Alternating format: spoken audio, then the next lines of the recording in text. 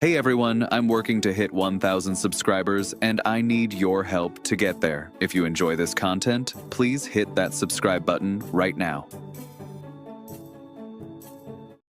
Picture this, a man stands at the crease at his own home ground, Trent Bridge, sweat soaking through his shirt in the kind of heat that makes English summers feel almost foreign. He has just punched the ball through mid-wicket for a single and then he explodes, fist clenched, roar to the heavens, eyes glassy. This is not the reaction of a professional cricketer simply doing his job.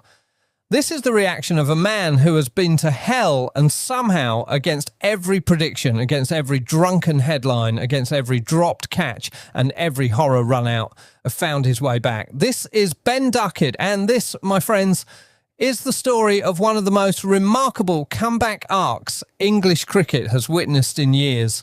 Let's rewind 12 months, because to understand just how far this man has fallen and how spectacularly he has clawed his way back up, you need to see where he started. This time last summer, Ben Duckett wasn't just good. He was, by some legitimate measures, the best multi-format opening batter on the planet. Not in England, not in the conversation, the best. He had just produced an absolute masterclass at Headingley, smashing a magisterial 149 to help England cruise to victory over India in a chase of 371. Let that number sink in for a second. 371 runs, and England strolled to it like it was a Tuesday net session, with Duckett the architect of the carnage. It was Bazball in its purest, most intoxicating form, and Duckett was its leading man. England had banked the first win of what they hoped would be a transformative 10-test stretch. Beat India, then go and rip the Ashes back off Australia. The dream was alive. Duckett was the man carrying it on his shoulders, and then it all came crashing down. Spectacularly, painfully, publicly, 12 months. That's how long Ben Duckett had to wait for his next Test 100. 12 months of scratching around, of false starts, of a career that seemed to be sliding inexorably toward the scrap heap. England as a team fell apart in that period, and Duckett was dragged down with the collective. The numbers tell their own brutal story. Ashes average that limped in at a miserable 20, sandwiched inside a horrifying run of 14 test innings without so much as a half century. 14 innings. For a player of Duckett's calibre, that's not a slump, that's an identity crisis playing out in real time in front of millions, with every dismissal dissected and replayed and mocked. But here's the thing about reputations in modern cricket. Modern life really is never just about the numbers, it's about the narrative. And the narrative around Ben Duckett's Ashes tour took on a life of its own when footage surfaced online that no professional athlete ever wants attached to their name. There he was, apparently the worse for wear, wandering around Noosa, seemingly unable to find his own way back to the team hotel. And then the killer line, the one that would follow him around relentlessly, some wisecracking bystander asking him if he needed an Uber to the nets, bro. Brutal, viral, unforgiving. The kind of clip that doesn't just embarrass a cricketer, it becomes a symbol, a shorthand for everything that had gone wrong with England's tour, and by extension, with Duckett's career. Cricket can be a cruel sport. The internet is crueler still, and Ben Duckett found himself wearing both of those crowns at once. The fallout didn't stop there. As if to underline just how far his stock had fallen, Duckett was benched completely for England's run to the semi-finals of the T20 World Cup that spring. Think about that. A player who 12 months earlier was arguably the best multi-format opener on earth, now not even good enough to make the 11 in the shortest format. That's how quickly things can unravel in professional sport. 1 minute you're untouchable, the next you're a cautionary tale being whispered about in commentary boxes and pub conversations up and down the country. Now here's where the story gets interesting, because this is where Ben Duckett the cricketer and Ben Duckett the man had to make a decision. When the home summer arrived and England began their now familiar process of picking up the pieces and rebuilding, Duckett's position in the side wasn't actually under any serious existential threat. Let's be honest about that. He had banked enough credit, enough big scores, enough years of value that the selectors weren't about to discard him on the back of one horror tour. If anyone was carrying the can for England's batting struggles at the top of the order, It was arguably his opening partner, Zach Crawley, who bore the brunt of the public and media scrutiny. Duckett, relatively speaking, had some breathing room, but Ben Duckett didn't want breathing room. He wanted certainty. He wanted to silence every doubt, every whisper, every "is he finished?" conversation happening in green rooms and group chats across the cricketing world. And so he did something that, on the surface, looks almost unthinkable for a professional cricketer in the prime of his earning years. He turned his back on the Indian Premier League. Duckett pulled out of a stint with Delhi Capitals, walking away from what would have been his first taste of the richest, glitziest, most career-defining tournament in world cricket. Let's not understate what that decision actually meant. The IPL isn't just a tournament, it's a financial windfall and a global stage rolled into one. Players build entire reputations and bank balances around a single successful campaign in India. And Duckett, in all likelihood, has now closed the door on ever getting that opportunity. He effectively sacrificed a shot at the sport's biggest stage to instead do something far less glamorous, but, as it turns out, far more important. He went home, back to county cricket, back to Nottinghamshire, the club where it all started for him, the place where Trent Bridge isn't just a cricket ground, but something closer to a spiritual home. And there, away from the global spotlight, away from the IPL cameras and the lucrative contracts, Ben Duckett decided to rebuild himself from the ground up. Quite literally, as it turns out, because here's the part of this story that deserves real attention, the part that turns this from a simple cricketing redemption tale into something genuinely human. Duckett's relationship with fitness has been a recurring, almost haunting subplot throughout his entire career. This isn't new territory for him. As a teenager coming through the ranks, he missed out on not one but two separate tours for failing to meet conditioning standards, first with England under-19 back in 2013 and then again with a Northamptonshire pre-season trip in 2015. There's a pattern here, a thread running right through his career of immense natural talent, constantly shadowed by questions about discipline, about professionalism, about whether the body could match the brilliance of the bat. This time, though, with his Test career genuinely hanging in the balance after the Noosa footage and the horror Ashes numbers, Ben Duckett made a choice that should make every cricket fan sit up and take notice. He went to work properly, relentlessly. He linked up with England's fitness coach, Pete Sim, and with Zach Bess over at Nottinghamshire, and together they set about transforming his body. The results speak for themselves. 5, maybe 6 kilograms gone, stripped away through running, through gym sessions, through a level of discipline that simply hadn't been there before, or at least hadn't been sustained for long enough. And in his own words, there's something almost charmingly self-deprecating about how he described the process. "I started running, which was good," he said, the exclamation mark practically audible in his voice. It's the kind of line that tells you everything about a man who knows exactly how far he had let things slip and who isn't afraid to admit it publicly. He spoke of a 4-week block when he returned from that disastrous winter where he barely picked up a bat at all, instead choosing to focus entirely on stripping away the bad habits, both physical and mental, that had built up over a brutal few months on the other side of the world. It's something I've really enjoyed, and it's been great for my mental space and getting away from the game, he explained. "I went to the gym, I ran a lot, and a bit of weight came off. This is the bit tabloid headlines love to skip past, but it's the bit that actually matters most. This wasn't just a story about a batting technique tweak or a change of bat grip. This was a story about a man using physical transformation as a route back to mental clarity, getting away from the game in order to find his way back into it stronger.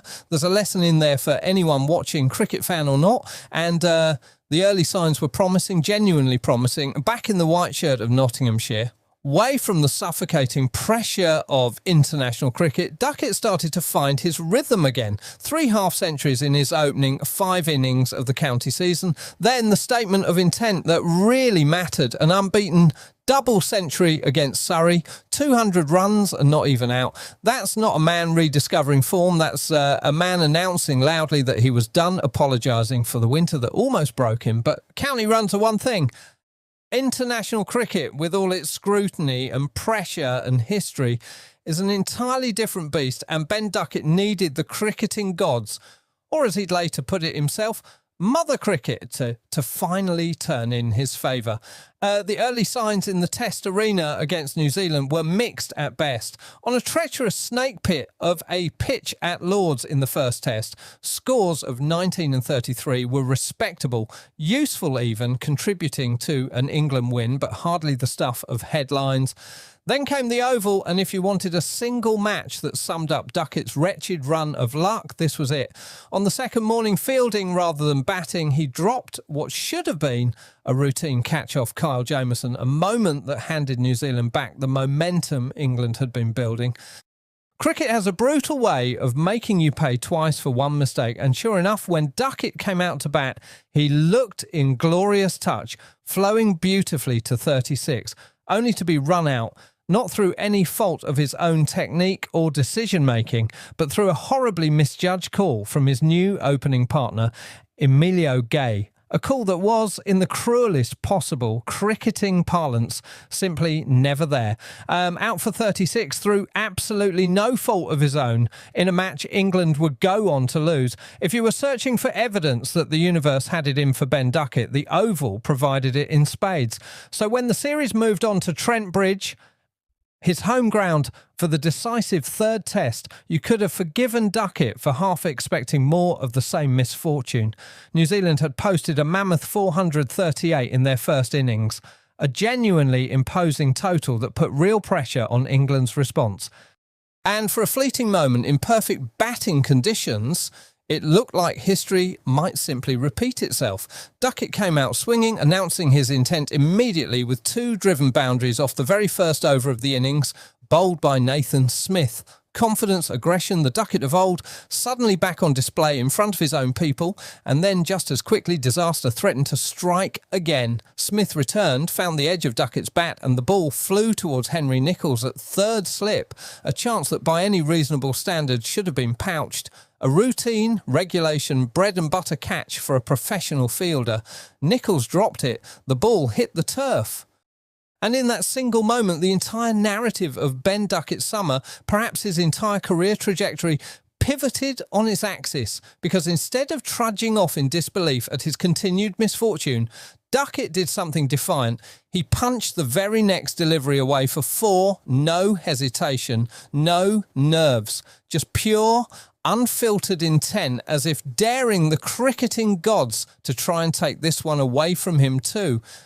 Speaking afterwards, Duckett revealed the conversation that had been happening in the dressing room and out on the field even before that reprieve arrived. "I was chatting to Sarah Taylor," he said, referring to England's fielding coach. "We were making a bit of a joke about how I've got to get some luck eventually, and that's how the game works. There's something almost poetic about a player and his coaching staff joking about needing luck moments before that exact luck materialises in front of their eyes. I'm extremely thankful for Henry Nicholls for doing that to me," Duckett added, with the kind of dry, knowing humour that only a cricketer who has lived through a horror run can truly deliver, and from that moment on, reprieved and absolutely refusing to waste the gift he'd been handed, Ben Duckett was simply irresistible. The seam bowlers were peppered through the offside with shot after thunderous shot. Mitchell Santner's spin, never the most fearsome weapon in world cricket on a good day, was put to the sword with sweeps and whips that sent the ball spearing through the leg side time and time again. Alongside the informed Jacob Bethel, Duckett constructed a second wicket partnership of 179 runs, rattling along at virtually a run a ball, taking full ruthless advantage of a flat pitch, scorching heat and an outfield running like glass. And then came the moment, the single off Santner that brought up his century, the fist clench, the roar, the salute, first to his own dressing room, then to the home crowd who had watched him grow from a local boy into an England international, and then watched painfully as his career nearly imploded on the other side of the world. Everyone saw, with how I celebrated, how much it meant to me, Duckett admitted afterwards, his guard fully down. I was actually quite emotional, obviously on my home ground, and I haven't been scoring the runs I would have liked. After being in the heat for a day and a half, to go out there and score 100 at this ground, it meant the world to me. He would eventually be dismissed for 113, chopping a delivery from Smith back onto his own stumps, a slightly unfortunate end to what had been by any measure a genuinely heroic innings. But by the time he departed, Ben Duckett had dragged England back into a test match and a series that had threatened to slip entirely beyond their reach. England closed the day on 223 for 2, still 215 runs behind New Zealand's first innings total, but very much alive in the contest, with a real tangible chance of completing a turnaround that 24 hours earlier would have seemed fanciful. Step back and look at the bigger picture here, because this story is about far more than 1 century at one cricket ground. For England as a team, this has been a winter of discontent that has bled messily and painfully into the heat of an English summer. 2 wins from 9 matches on the field, trouble piling on top of trouble off it, and yet here suddenly is a genuine chance at a series win against New Zealand, a result that wouldn't erase the trauma of that Ashes tour, but might just start to paper over the cracks, might just give this England side something to build towards again. And there, right at the centre of it, is Ben Duckett, a man who experienced every low of that brutal winter personally, the drinking footage, the dropped catches, the horror runouts, the benching, the whispers that his test career might simply be over. A man who responded not with excuses, not with denial, but with 5 or 6 kilograms of hard graft, with a sacrificed IPL contract, with double centuries for his county side, and finally, unforgettably, with a fist-pumping, emotional century on his home ground when his team and his career needed it most. I put the winter to bed when I was playing county cricket for knots and scoring runs, Duckett revealed with the quiet satisfaction of a man who has already processed and moved past his lowest point. And then the line that really sums up where his head is at now, not looking backwards, not dwelling on Noosa or the Ashes horror show, but forward hungrily towards whatever comes next. I'm not getting any younger, so I want to keep doing this and keep having days like this for as long as I possibly can. That right there is the story of Ben Duckett in a single sentence. A career that looked finished 12 months ago.